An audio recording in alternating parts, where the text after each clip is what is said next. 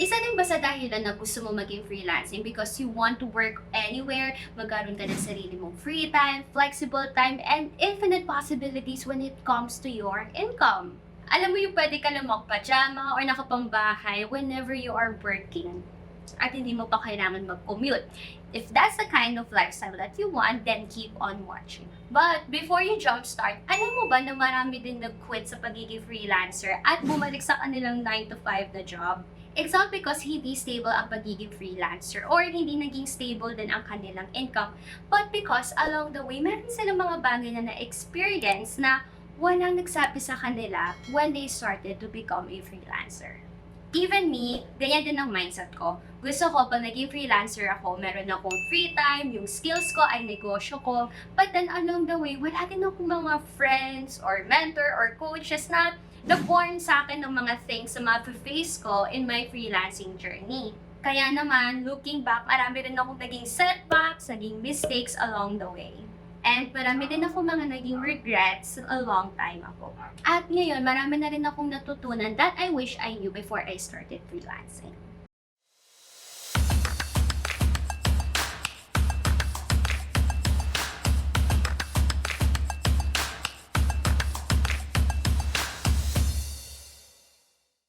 Hello everyone, it's me again, Niña, your Amazon Nation bestie, and welcome to our Amazon Nation YouTube channel where we teach and give you tips and tricks for you to become a freelancer para maabot mo na din ang career of your dreams. In this video, I'm going to share to you mga naging regrets ko in my freelancing journey na how I wish I knew before pa when I started.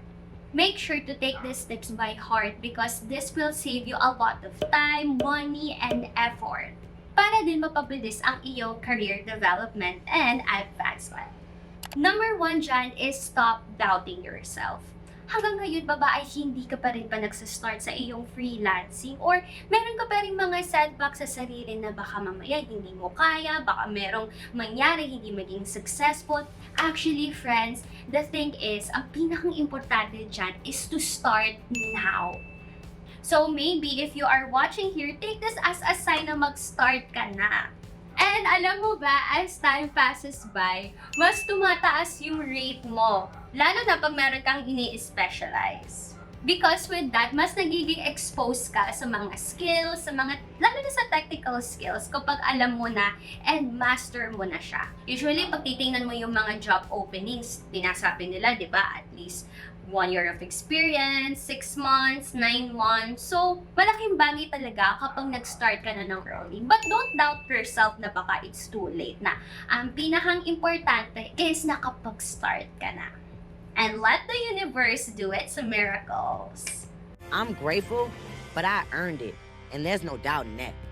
So, take that job, take that course, and be part of a freelancing community. Kasi swear guys, mas masaya kapag you are part of a group na same kayo ng interest and pananaw sa life. Number 2 is build your personal brand as early as now. Meron ka bang social media account na puro memes or katatawanan ang mga pinopost mo, but at the same time, you are looking a career inside the freelancing industry? Kumbaga nagja-job hunting ka at the same time. Well, if you are this person, rethink your choices, guys, kasi hindi mo alam yung mga pinapasahan mo ng application, may it be sa LinkedIn, sa online job, sa free up, hindi mo alam yung mga clients na kapag receive niya yan, sinastop na yung mga social media accounts mo. Are you stalking me? One thing that I regret is hindi ko binuild yung personal brand ko sa mga social media accounts ko. Importante that when you are applying, yung mga platforms mo ay align doon sa kung anong ini-specialize mo. For example, gusto mo maging social media account manager, dapat sa mga social media platforms mo, you are sharing tips and tricks about social media. Pinapakita mo dun yung portfolio mo, nag-meet ka sa mga clients mo, or for example, you're an Amazon VA, nag-share ka ng mga tips about being an Amazon VA, paano mag-troubleshoot, stuff like that. Parang pinapakita mo talaga yung credibility mo. I know some of us love watching videos, mag-share ng memes, lalo na yung mga latest trends ngayon, mga mekos-mekos na yan. So, importante pa din na magkaroon tayo ng credibility sa ating social media platform. So na when the time comes to chinek tayo or research din tayo ni client, nagiging top of mind tayo at bibuild yung trust nila sa atin na this person is reliable when it comes to being an Amazon VA. Number 3 is keep on learning because your clients don't know everything. Guys, this is just a reality check lang ha. And I'm giving you yung real talk. Most of the clients, they hire you because they expect you na alam mo dapat yung job. Kasi minsan, sila mismo hindi nila alam yung gagawin. So, nag-hire sila para magkaroon sila ng help. I know some of us would dream na pag na-hire tayo ng client, i-mentor tayo, i-coach tayo, share nila sa atin yung mga learnings nila, how to become an Amazon seller, mga ganyan. But, yeah, may mga ganun. But guys, I want to prepare you na not all clients are like that. But the thing is, for example, yung mga clients na hindi ganun karunong sa technical stuff about e-commerce, nag-hire sila ng VA para makatulong sa kanila. And some of these people, they are willing to pay higher. So, bonus talaga if ikay ay equipped na sa pagiging Amazon VA, meron ka pang self-paced modules, meron ka pang coaches, community, kumbaga resourceful ka sa lahat. Napakaswerte ng client kapag ikaw ay na-hire niya. Bakit? Because number 1, alam nila sa sarili nila na hindi ka na nila kailangan i-train, hindi ka na magbibigay ng sakit ng ulo sa kanila. I remember nung interview ko, nung nalaman ng client ko yun na may ganito akong resource, may coaches ako, may community ako, ang una niyang tinanong sa akin, when can you start? Or can you start immediately? So na-feel ko na gusto na niya akong i-hire ka agad. Kasi he knows that malaking value ang mabibigay ko sa kanyang company. Yes guys, ganun ka-quick.